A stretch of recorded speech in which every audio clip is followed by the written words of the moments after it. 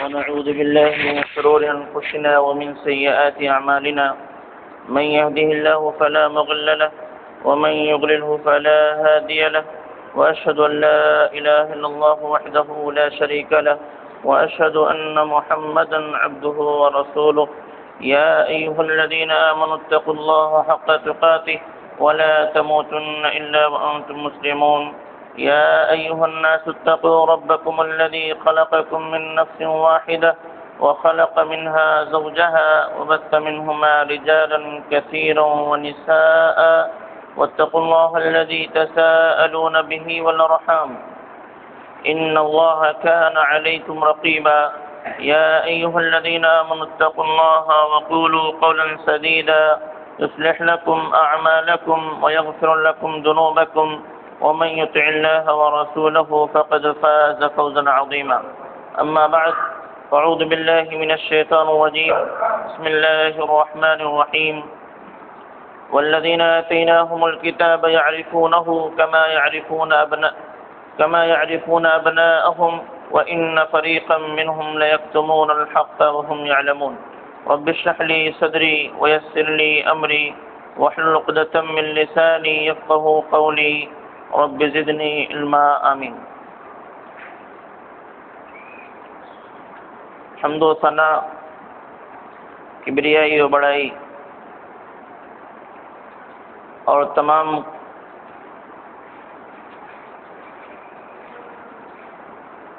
حمد و ثنا کی قسمیں اللہ رب العالمین کی لائق و زیبا، اللہ کی رحمتیں اور برکتیں نازل ہوں انبیاء کرام پر، خصوصاً آخری نبی جناب محمد رسول اللہ صلی اللہ علیہ وسلم پر، صحابہ کرام پر اور قیامت تک آنے والے مومنین پر۔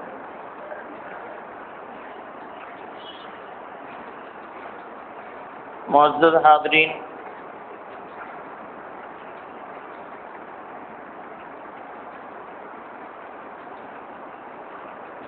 آج کے درس کا عنوان ہے بحیرہ راہب کے واقعہ کی حقیقت۔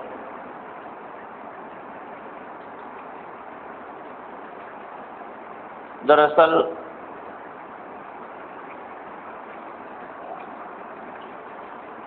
اس موضوع پر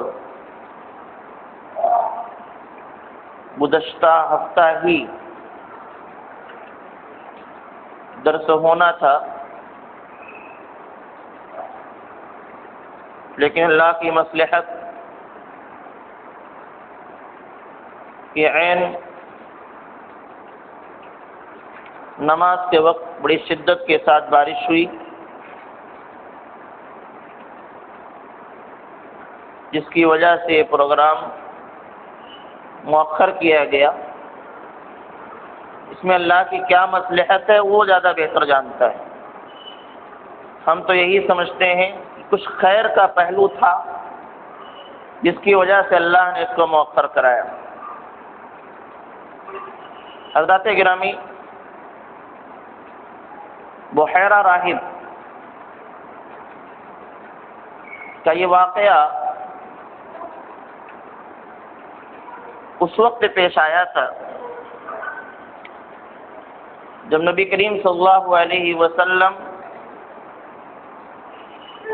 اپنے چچا کے ساتھ تجارت کی غرض سے شام کا سفر کر رہے تھے۔ اس موقع پر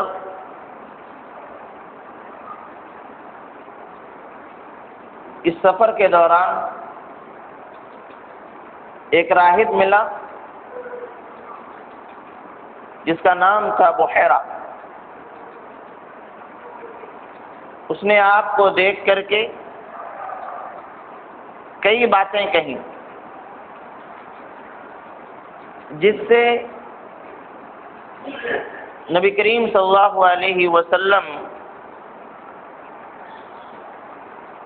کی نبوت کی طرف اشارہ ہوتا ہے۔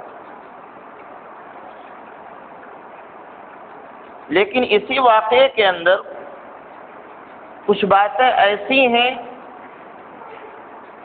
جو درست نہیں ہیں۔ اس واقعے کو امام ترمذی رحمہ اللہ نے اپنی کتاب میں ذکر کیا ہے۔ واقعہ یوں کہ اللہ کے نبی صلی اللہ علیہ وسلم جب تقریباً 12 سال کے ہو گئے تو ابو طالب تجارت کی غرض سے شام جانا چاہ رہے تھے، تو نبی کریم صلی اللہ علیہ وسلم بھی ساتھ ہو لیے کہ مجھے بھی لے چلیے۔ چنانچہ آپ کی ضد اور اصرار کے بعد چچا ابو طالب نے آپ کو ساتھ لے لیا۔ پورا قافلہ چلا۔ شام پہنچنے سے پہلے ہی ایک علاقہ ہے بصرہ، وہاں پہنچے تو ایک راہب اپنی عبادت گاہ سے نکلا۔ اس سے پہلے وہ کبھی نکلا نہیں کرتا تھا، اور نکلنے کے بعد قافلے کے اندر بڑھتا چلا گیا، تمام لوگوں کو چھوڑ کر کے ڈائریکٹ نبی کریم صلی اللہ علیہ وسلم کے پاس پہنچا اور آپ کا ہاتھ پکڑا، اور پکڑنے کے بعد فرمایا ھذا سید العالمین، کہ یہ پوری دنیا کے سردار بعثہ اللہ رحمتا للعالمین، اللہ رب العالمین ان کو پوری دنیا کے لیے رحمت بنا کے مضبوط فرمائے گا۔ قریش کے لوگوں نے پوچھا کہ آخر اس کی کیا وجہ ہے؟ تم کس بیس پر یہ بات کہہ رہے ہو کہ یہ سید العالمین ہے، یہ رحمت للعالمین ہے، کیا وجہ ہے؟ تو انہوں نے جواب دیا انکم حین اشرفتم من العقبہ، جب تم وادی سے اوپر چڑھے تو اس وقت لم یبقی حجر ولا شجر الا خر ساجدا، کہ کوئی پتھر کوئی درخت ایسا نہیں بچا جو سجدے میں نہ گر گیا، اور ولا یسجدون الا لنبی،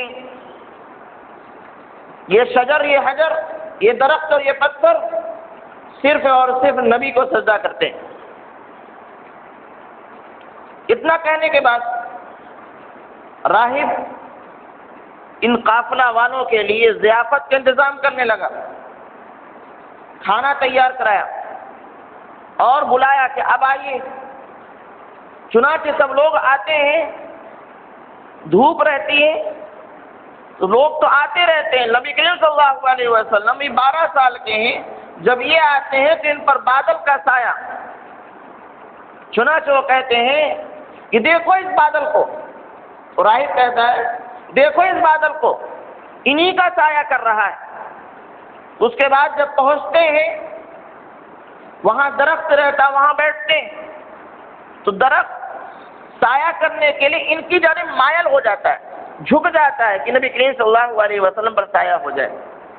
پھر راہب دکھلاتا ہے کہ دیکھو اس درخت کو جو انہی کی طرف مائل ہوا ہے۔ چنانچہ ضیافت ہوتی ہے، کھانا ہوتا ہے، اور اسی وقت راہب کہتا ہے کہ دیکھو ان کو روم لے کے مت جانا، شام کے علاقے میں مت لے کے جانا، ورنہ رومی ان کو قتل کر دیں گے۔ اور چنانچہ اسی دوران جب یہ بات راہب کر رہا تھا تو روم کے کچھ دستے آئے، کچھ چھوٹی موٹی ٹکڑیاں آئیں، 6-7 آدمیوں کی جماعت آئی اور کچھ ڈھونڈ رہے تھے۔ راہب سمجھ گیا، پوچھا کیا بات ہے؟ کہا پتہ چلا ہے کہ وہ آخری نبی پیدا ہو چکا ہے، چنانچہ ہم اس کی تلاش میں نکلے ہیں، اور کوئی ایسا راستہ نہیں ہے جہاں ہماری جماعت نہ بیٹھی ہو۔ ان کی تلاش میں، اس نبی کی تلاش میں کہ مل جائے اور اپنا کام تمام کر دیں۔ چنانچہ راہب باتوں کو چھپاتا ہے اور کسی طریقے سے ان کو راضی کر کے واپس دے دیتا ہے۔ اس کے بعد راہب یہ کہتا ہے کہ ان کا ولی کون ہے، ذمہ دار کون؟ میں ان کو قسم دلاتا ہوں کہ ان کو یہیں سے واپس کر دو۔ لوگ بتا دیں کہ ابو طالب ان کے ولی ہیں، ذمہ دار، برابر اصرار کرتا رہا کہ ان کو واپس کرو، ان کو واپس کرو۔ چنانچہ ابو طالب اللہ کے نبی صلی اللہ علیہ وسلم کو وہیں بصرہ کے علاقے سے واپس بھیج دیتے ہیں اور ان کے ساتھ ابو بکر کو اور بلال رضی اللہ تعالیٰ عنہم اجمعین کو بھی بھیجتے ہیں۔ یہ پورا واقعہ امام ترمذی رحمہ اللہ نے نقل کیا ہے کہ کس طریقے سے سفر، پھر راہب کا ملنا اور اس کو بشارت یہ کہنا کہ یہ اللہ کی طرف سے رحمت للعالمین ہے، اور پھر یہ کہ وجہ کیا ہے کہ ان کو دیکھ کر کے جتنے شجر و حجر سے سب سجدے میں گر گئے، بادل سایہ کرنے لگا اور شجر درخت مائل ہو کے ان پر سایہ کر لیا، اور پھر رومی لوگ ان کی تلاش میں ہیں، لہذا ان کو واپس کر دو، اور واپس کیا جاتا ہے تو ساتھ میں ابو بکر کو اور بلال رضی اللہ تعالیٰ عنہما کو بھی واپس کیا جاتا ہے۔ یہ پورا واقعہ، اس واقعے کے سلسلے میں بہت سارے لوگوں نے اس کو صحیح قرار دیا۔ امام ترمذی رحمہ اللہ نے اس واقعے کو نقل کرنے کے بعد کہا یہ روایت حسن درجے کا ہے، اور حسن درجہ جو ہوتا ہے وہ صحیح کے حکم میں ہے، یعنی اس پر عمل کیا جائے گا، اس کو صحیح مانا جائے گا۔ امام البانی رحمہ اللہ، امام ابن حجر رحمہ اللہ، ان لوگوں نے اس کو صحیح قرار دیا ہے، لیکن ساتھ میں یہ بات کہی ہے کہ آخری والا جو ٹکڑا ہے کہ ان کے ساتھ بلال کو اور ابو بکر کو بھی بھیجا گیا ہے، یہ واقعہ درست نہیں۔ پورا واقعہ صحیح ہے، لیکن یہ ٹکڑا کہ ساتھ میں ابو بکر اور بلال کو بھی بھیجا گیا، یہ درست نہیں۔ کیوں درست نہیں؟ انشاءاللہ بھی آگے بات آئے گی۔ چنانچہ یہ لوگ اس واقعے کو صحیح قرار دیتے ہیں۔ باقی امام ذہبی رحمہ اللہ اس واقعے کو کہتے ہیں یہ منکر ہے، گڑھا ہوا ہے، اس کی کوئی حقیقت نہیں، اور اس کی بھی کئی وجوہات ان کے پاس بھی ہیں۔ ان کے انکار کرنے کی وجہ کیا ہے؟ سب سے پہلی چیز تو اس میں ابو بکر اور بلال کا تذکرہ ہے کہ ان کو واپس بھیجا گیا نبی کریم صلی اللہ علیہ وسلم کے ساتھ، ایک وجہ۔ دوسری وجہ یہ کہ اتنا مشہور واقعہ کہ ایک راہب پہلے ہی گواہی دے، قریش کے سرداروں کے سامنے ابو طالب بھی موجود ہیں، اس کے باوجود نبی کریم صلی اللہ علیہ وسلم 40 سال کے بعد نبوت کا اعلان کرتے ہیں، تو یہ لوگ مانتے کیوں نہیں؟ راہب نے ان لوگوں کے سامنے کہا تھا کہ رحمت للعالمین ہے، اور یہ بھی کچھ مناظر بھی دیکھے کہ شجر اور حجر سجدہ کرنے والے اور بادل سایہ کرنے والا، درخت سے سایہ کرنے کے مائل ہو جانا، یہ دلائل سے کہ آگے چل کے نبی ہونے والے، کوئی بڑی شخصیت ہونے والی ہے۔ جب نبی کریم صلی اللہ علیہ وسلم نے نبوت کا اعلان کیا تو پھر ان لوگوں نے مانا کیوں نہیں؟ یہ دو اہم وجہ ہے جس کی وجہ سے امام ذہبی رحمہ اللہ کہتے ہیں روایت منکر ہے۔ پہلی وجہ جو کہتے ہیں کہ اس میں بلال اور ابو بکر کا تذکرہ ہے، اس وجہ سے اس کو صحیح نہیں مانا جائے، وہ حقیقت ہے۔ وجہ یہ ہے کہ اس وقت ابو بکر رضی اللہ تعالیٰ عنہ کی عمر، وہ نبی کریم صلی اللہ علیہ وسلم سے 2 سال چھوٹے تھے۔ ابو بکر اللہ کے نبی صلی اللہ علیہ وسلم سے 2 سال چھوٹے تھے۔ اب اللہ کے نبی صلی اللہ علیہ وسلم کی عمر 12 سال، تو آپ کی عمر 10 سال۔ جب اتنا ہی فرق ہے اور دونوں میں سے کوئی ابھی سمجھو نوجوان نہیں، بچے ہی ہیں، تو اب کس بنیاد پر ابو بکر کے حوالے نبی کریم صلی اللہ علیہ وسلم کو کیا جا رہا ہے؟ ایک ایسے معاملے میں کہ نبی کو اگر رومی پا جائے تو ہلاک کر دیں گے، تو کیوں کر ایک چھوٹے بچے پر اعتماد کیا جائے؟ تو معلوم یہ ہوتا ہے کہ یہ واقعہ صحیح نہیں ہے۔ یہ جملہ کیوں کے ساتھ ابو بکر اور بلال تھے، کیوں؟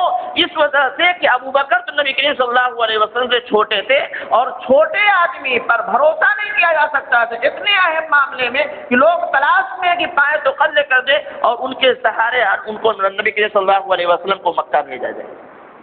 اور بلال تو شاید اس وقت پیدا بھی نہیں ہوئے ہوں گے، کیونکہ نبی کریم صلی اللہ علیہ وسلم نے جب نبوت کا اعلان کیا، اس کے بعد بلال کا تذکرہ شروع ہوتا ہے کہ ان کو ستایا جاتا ہے، ان کو مارا جاتا ہے، ایسا کیا جاتا ہے، ویسا کیا جاتا ہے، ان کے ظلم و ستم، ان کے ساتھ جو کچھ مشہور واقعہ ہے، ان کو ابو بکر ہی خرید کر آزاد کرنے والے ہیں۔ تو یہ تو بہت بات کا واقعہ ہے۔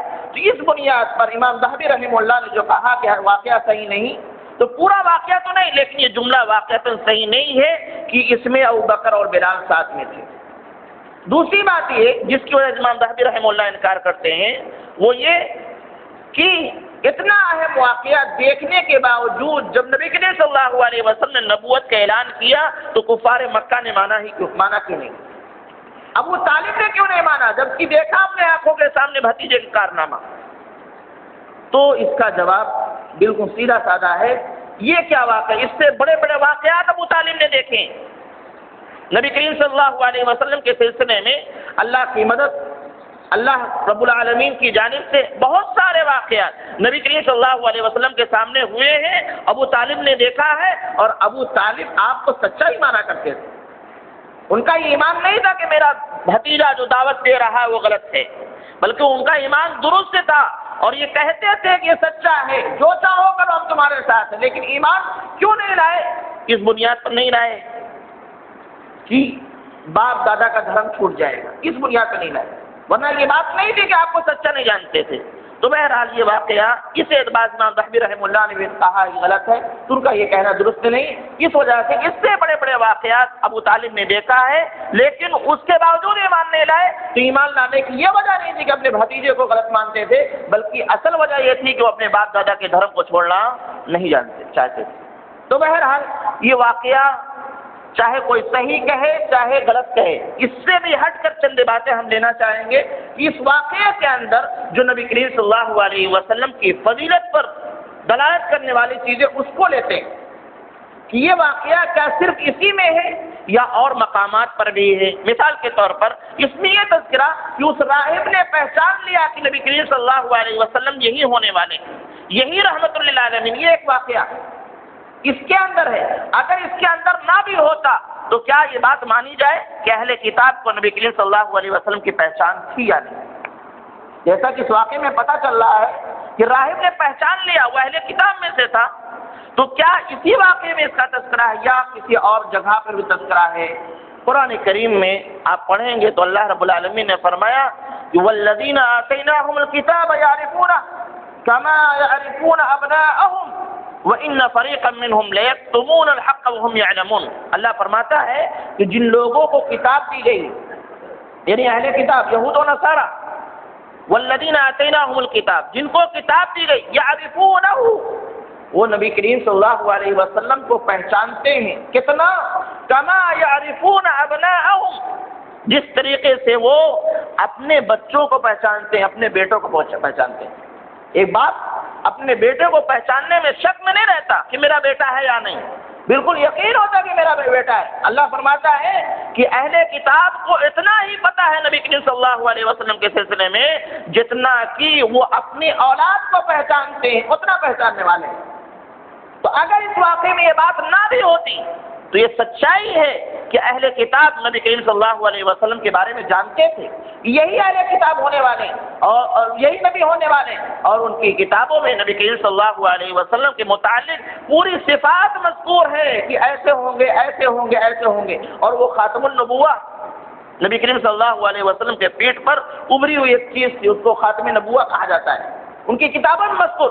دوسرے مقام پر اللہ رب العالمین نے تذکرہ کیا کہ الذین یتبعون الرسول النبی الامی الذی یجدونہ مکتوبا عندہم فی التوراۃ والانجیل، کہ جن لوگوں نے نبی کریم صلی اللہ علیہ وسلم پر ایمان لائے، انہوں نے آپ کی اتباع کی، ان لوگوں نے آپ کو اپنی کتابوں میں لکھا ہوا پایا، یجدونہ مکتوبا عندہم فی التوراۃ، اپنے یہاں تورات کے اندر، انجیل کے اندر نبی کریم صلی اللہ علیہ وسلم کے متعلق ساری جانکاری انہوں نے لکھا ہوا پایا ہے، تب جا کر نبی کریم صلی اللہ علیہ وسلم کی اتباع کر رہے ہیں۔ تو معلوم یہ ہوا کہ اس واقعے میں پھر بھی یہ بات ہے کہ یہ راہب پہچانتا تھا تو یہ راہب ہی نہیں بلکہ تمام اہل کتاب پہچانتے تھے نبی کریم صلی اللہ علیہ وسلم کو کہ یہ نبی ہونے والے ہیں، ان کے یہاں ان کو نبوت ملنے والی ہے، اس کے باوجود وہ ایمان نہیں لائے، اس وجہ سے نہیں کہ آپ کو پہچانا نہیں بلکہ اس وجہ سے کہ نبی ہمارے درمیان کیوں نہیں آیا، یہ نبی ہمارے خاندان میں کیوں نہیں آیا،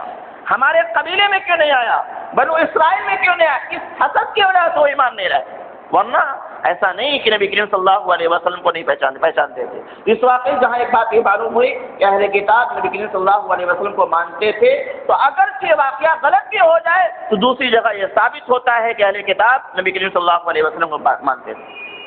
ایک دوسری چیز اسی واقعے کے اندر کہ شجر اور حجر نے آپ کو سجدہ کیا، شجر اور حجر نے آپ کو سجدہ کیا، اور ہمیں معلوم ہے کہ سجدہ صرف اللہ رب العالمین کے لیے ہونا چاہیے۔ تو یہاں ایک اصول سن لیں، شجر و حجر بھی اللہ کو سجدہ کرتے ہیں۔ قرآن کریم میں اس کا تذکرہ آیا، أَلَمْ تَرَ أَنَّ اللَّهَ يَسْجُدُ لَهُ مَنْ فِي السَّمَاوَاتِ وَمَنْ فِي الْأَرْضِ وَالشَّمْسُ وَالْقَمَرُ وَالنُّجُومُ وَالْجِبَالُ وَالشَّجَرُ وَالدَّوَابُ وَكَثِيرٌ مِّنَ النَّاسِ کہ کیا ان لوگوں نے دیکھا نہیں کہ یہ زمین و آسمان میں جو کچھ بھی ہے وہ اللہ کو سجدہ کرتے ہیں، سورج ہے، چاند ہے، پہاڑ ہے، شجر ہے، حجر ہے اور چوپائے، یہ تمام کے تمام اللہ کو سجدہ کرنے والے ہیں۔ معلوم ہوتا ہے قرآن کا فرمان سے کہ یہ تمام کے تمام اللہ کو سجدہ کرتے ہیں۔ لیکن سجدہ کی دو قسمیں، ایک سجدہ وہ ہے جس کے ذریعہ سے عبادت کی جاتی ہے، جس کو سجدہ تعظیمی کہا جاتا ہے، اور یہ صرف اللہ رب العالمین کے لیے جائز ہے، کسی اور کے لیے جائز نہیں۔ ایک ہوتا ہے سجدہ تحیہ، کسی کو سلام کرنے کی نیت سے، کسی کے استقبال کے لیے سجدہ کرنا، یہ ہماری شریعت میں تو نہیں بلکہ ہم سے پہلے کی جو شریعت تھی اس کے اندر بعض شریعتوں میں جائز تھا، جیسا کہ یوسف علیہ السلام کے والدین نے، آپ کے بھائیوں نے آپ کو سجدہ کیا تھا۔ واقعہ ذہن میں آ گیا ہوگا، انہوں نے خواب دیکھا تھا کہ میں وَإِذْ قَالَ يُوسُفُ لِأَبِيهِ يَا أَبَتِ إِنِّي رَأَيْتُ أَحَدَ عَشَرَ كَوْكَبًا وَالشَّمْسَ وَالْقَمَرَ کہ اے ابا جان، میں نے خواب میں دیکھا ہے کہ 11 ستارے، سورج اور چاند مجھے سجدہ کر رہے ہیں، رَأَيْتُهُمْ لِي سَاجِدِينَ، مجھ کو سجدہ کر رہے ہیں۔ اور یہ خواب بعد میں پورا ہوتا ہے جب مصر میں حضرت یوسف علیہ السلام کو وزیر بنایا جاتا ہے اور ان بھائیوں کے ہاں قحط سالی مچتی ہے اور پھر یہ مجبور ہو کے ان کے پاس جاتے ہیں، اور اس موقع پر تمام کے تمام لوگ سجدہ کرتے ہیں۔ تو وہ سجدہ بھی سجدہ ہے، لیکن سجدہ عبادت نہیں، سجدہ تعظیمی نہیں، بلکہ سجدہ تحیہ ہے، سجدہ سلام ہے، جو اس شریعت میں جائز تھا، کسی اور شریعت میں جائز نہیں۔ اس فرق کے بعد یعنی سجدہ دو قسم کا، ایک عبادت کا اور ایک تحیہ یعنی سلام کا، استقبال کا، تو یہ بات شریعت میں جائز تھا، ہماری شریعت میں نہیں۔ کیا یہ جانور، یہ شجر، یہ حجر نبی کریم صلی اللہ علیہ وسلم کو سجدہ کر سکتے ہیں یا نہیں، یا انہوں نے کیا ہے یا نہیں، جیسا کہ اس روایت سے ثابت ہوتا کیا ہے۔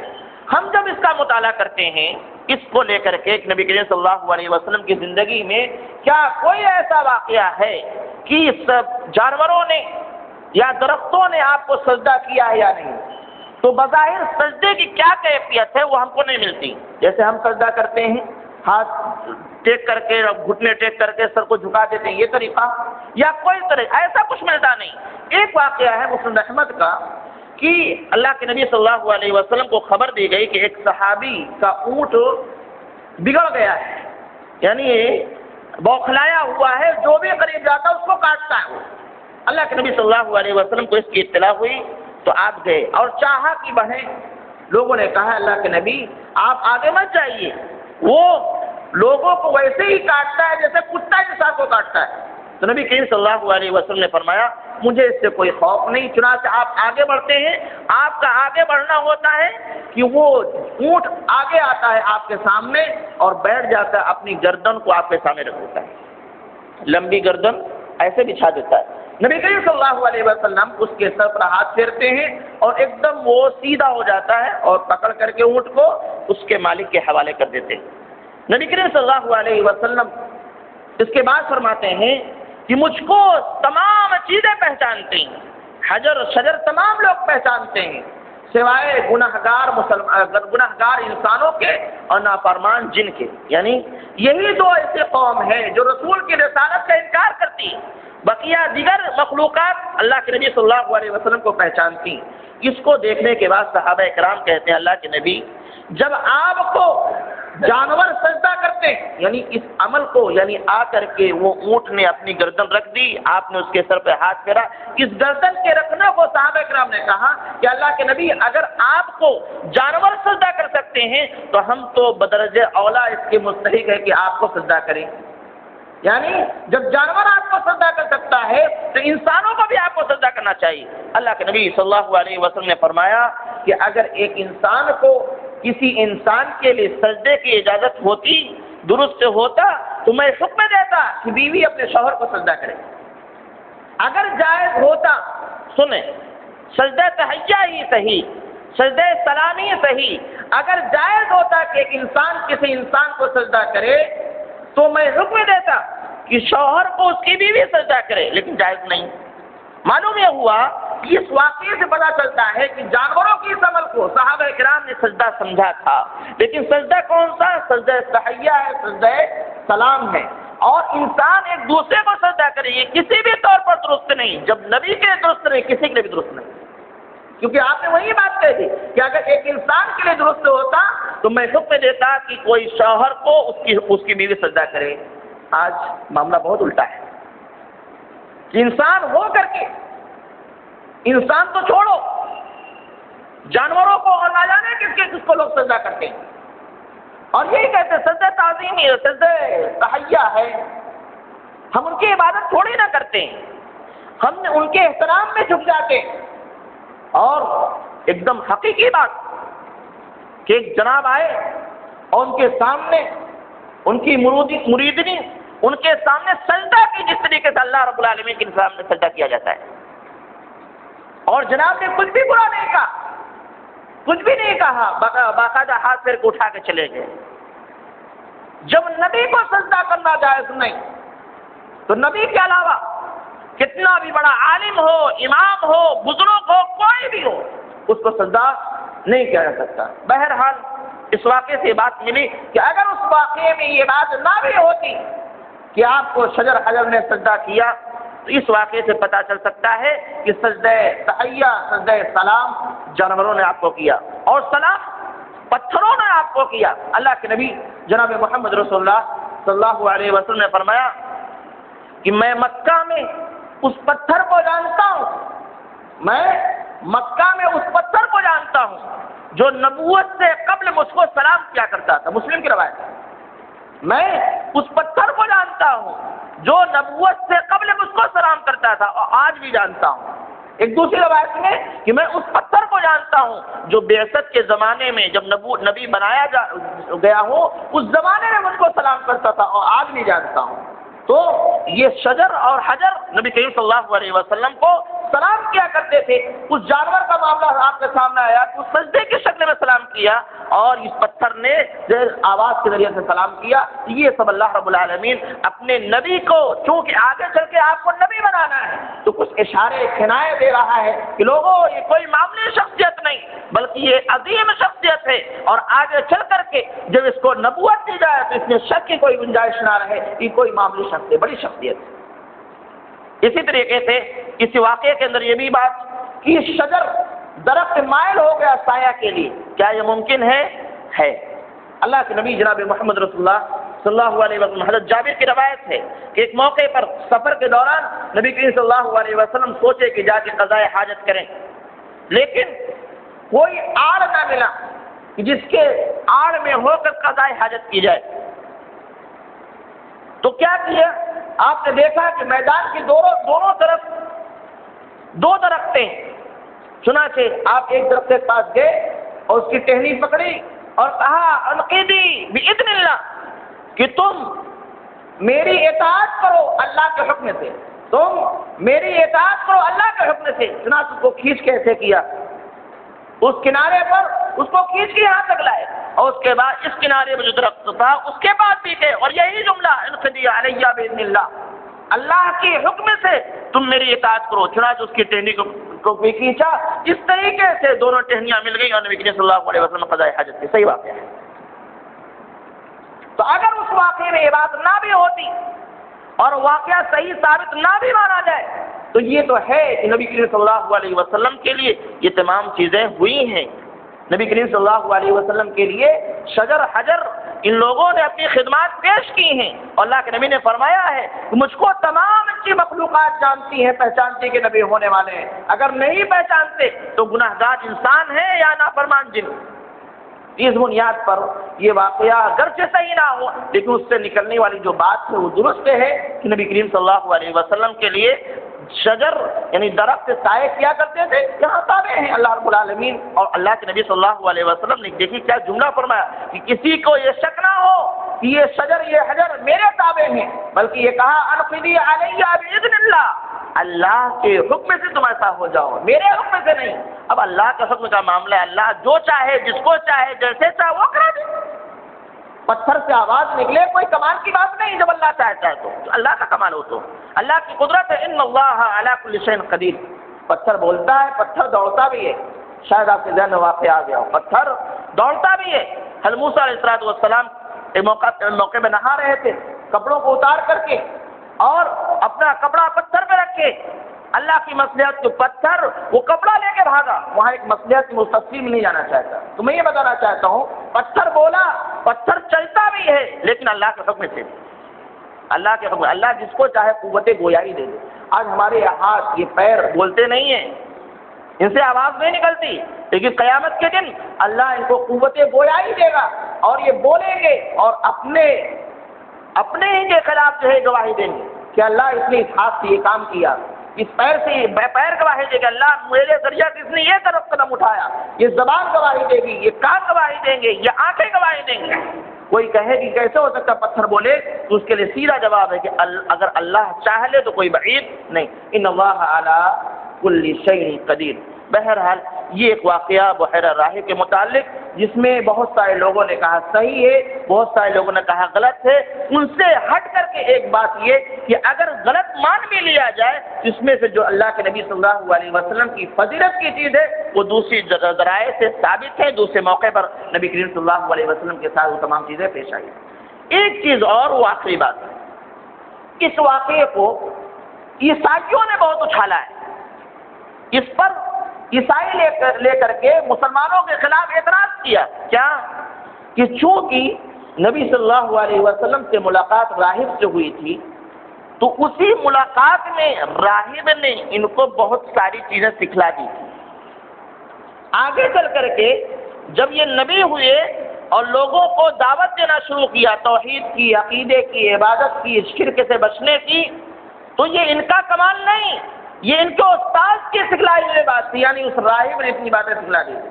یعنی ایک 12 سال کا بچہ تھوڑے سے مدت میں راہب نے اتنی بات سکھلا دی کہ آگے چل کر کے 12 سال کے بعد یعنی 12 40 28 سال کے بعد جب نبی ہوتے ہیں تو استاد کی بات اتنی غالب رہتی کہ اسی کی تبلیغ کرنے لگتے ہیں۔ ایسے لوگوں کے لیے سیدھا سا جواب یہ ہے کہ اگر واقعتاً نبی کریم صلی اللہ علیہ وسلم کی تعلیم وہی تعلیم ہے جو راہب کی تعلیم تھی اور مانتے ہو کہ راہب نے سکھلایا تھا اسی کو پیش کیا، تو میں یہ کہوں گا کہ لوگوں، عیسائی لوگوں، اللہ کے نبی صلی اللہ علیہ وسلم پہ ایمان لاؤ، کیونکہ وہی تو تعلیم ہے جو راہب نے دیا تھا، تو اس میں غلط کیا ہے؟ ایمان کیوں نہیں لاتے؟ ایمان لاؤ۔